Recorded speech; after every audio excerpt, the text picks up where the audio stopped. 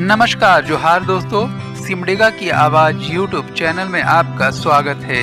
सिमडेगा की सभी तमाम छोटी बड़ी खबरों को देखते रहने के लिए सिमडेगा की आवाज यूट्यूब चैनल को सब्सक्राइब करें, लाइक करें। और केंद्रीय मंत्री अर्जुन मुंडा आज अपने समर्थकों के साथ कोलेबिरा थाना इलाके के बेसराजारा पहुंचे। बेसराजारा में 4 जनवरी को मॉब लिंचिंग की घटना में भाजपा कार्यकर्ता संजू प्रधान की मौत हो गई थी।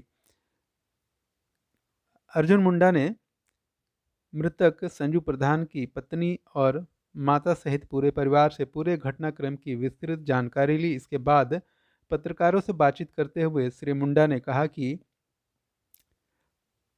राज्य में प्रशासन तंत्र पूरी तरह से फेल हो चुका है। पुलिस प्रशासन के सामने एक व्यक्ति की मॉब लिंचिंग हो जाती है और पुलिस प्रशासन कुछ नहीं कर पाती। यह अत्यंत ही खौफनाक स्थिति है। श्री मुंडा ने कहा कि राज्य सरकार को इस पर जवाब देना चाहिए। श्री मुंडा ने कहा कि यह अत्यंत ही गंभीर मामला है कि पुलिस प्रशासन के सामने ही किसी व्यक्ति की हत्या हो जाए और उसे जला दिया जाए, यह बर्दाश्त से बाहर है। श्री मुंडा ने कहा कि वे इसे गंभीरता से ले रहे हैं, साथ ही पुलिस प्रशासन को देख रहे हैं कि वे क्या जांच करती है। श्री मुंडा ने कहा कि इस घटना के पीछे सरकार में बैठे लोग भी शामिल है, इसलिए पुलिस प्रशासन निष्पक्ष जांच कर घटना कैसे हुई और किन लोगों के द्वारा हुई, किस परिस्थिति में हुई, यह पूरी तरह से जांच कर स्पष्ट करे और दोषियों पर कार्रवाई करे।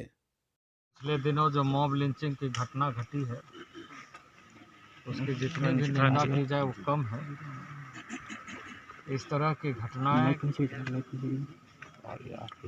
दुर्भाग्यपूर्ण है। जिन लोगों ने इस तरह की घटनाओं को अंजाम दिया है, प्रशासन उस पर सख्ती से कार्रवाई करे और यह सुनिश्चित करे कि इस तरह की घटनाएं ना घटे, आम आदमी सुरक्षित रहे। इसके तह पर प्रशासन को जाना चाहिए, क्योंकि ये एक मॉब लिंचिंग एक ऑर्गेनाइज तरीके से उनके घर से खींच करके उस पर प्रहार करके उसको आग में जलाया गया और उनके पत्नी के सामने ये सारी घटनाएं घटी।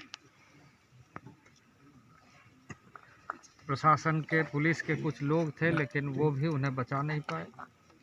बहुत अधिक संख्या में लोग भीड़ थी, जैसे लोगों ने बताया। और इस घटना ने नए सवाल खड़ा कर दिया है कि घर से यदि इस तरह का खींच करके किसी को लेके आता है, यानी प्रशासनिक तंत्र पूरी तरीके से विफल है, यानी राज्य में सुरक्षा व्यवस्था के ऊपर गंभीर प्रश्न खड़ा हो गया। ये जो घटना है, इस घटना के पीछे पुलिस को और इस सरकार को ये बताने की आवश्यकता है कि इस तरह के ऑर्गेनाइज क्राइम के पीछे किस तरह की ताकतें, किस तरह के लोग जुड़ करके इसको अंजाम दिए हैं। उनकी पत्नी से हमने बातचीत किया और बातचीत करने के क्रम में उन्होंने कहा कि कुछ दिन पहले यहाँ पर कुछ बैठकें हुई थी और उस बैठक के बाद यह घटना घटी।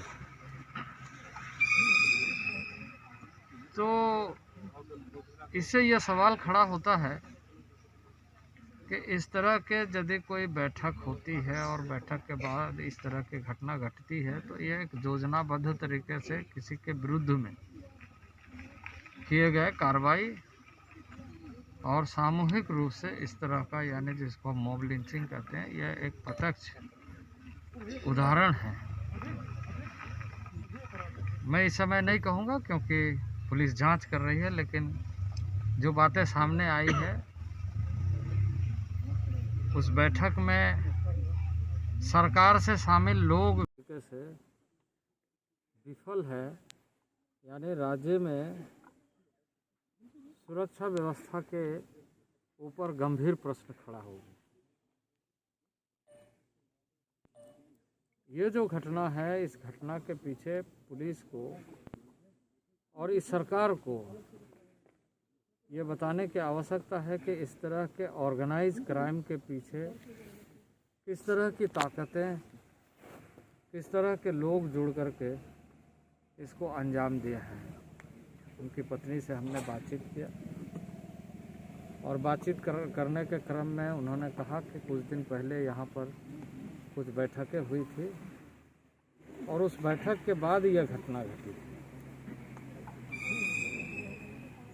तो इससे यह सवाल खड़ा होता है कि इस तरह के यदि कोई बैठक होती है और बैठक के बाद इस तरह की घटना घटती है तो यह एक योजनाबद्ध तरीके से किसी के विरुद्ध में किए गए कार्रवाई और सामूहिक रूप से इस तरह का, यानी जिसको मॉब लिंचिंग कहते हैं, यह एक प्रत्यक्ष उदाहरण है।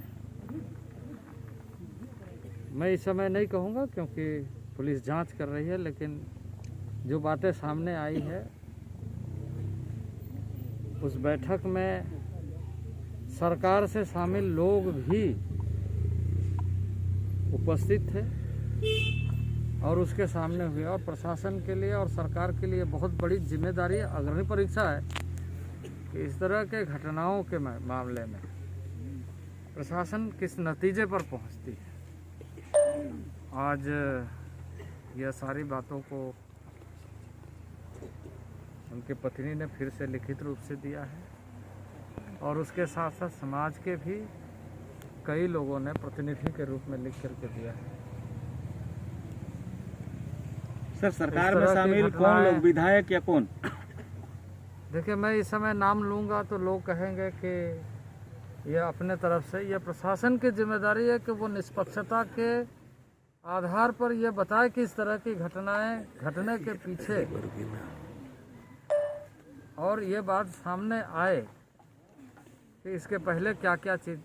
देखिए, ये किसी को घर में भीड़ आना, उसको घर से खींच करके ले जाना, तो कहीं ना कहीं लोगों ने सोचा होगा ना कि इस तरह की चीज़ों को अंजाम देना। तो इसके पीछे क्या है, ये तो प्रशासन को बताना।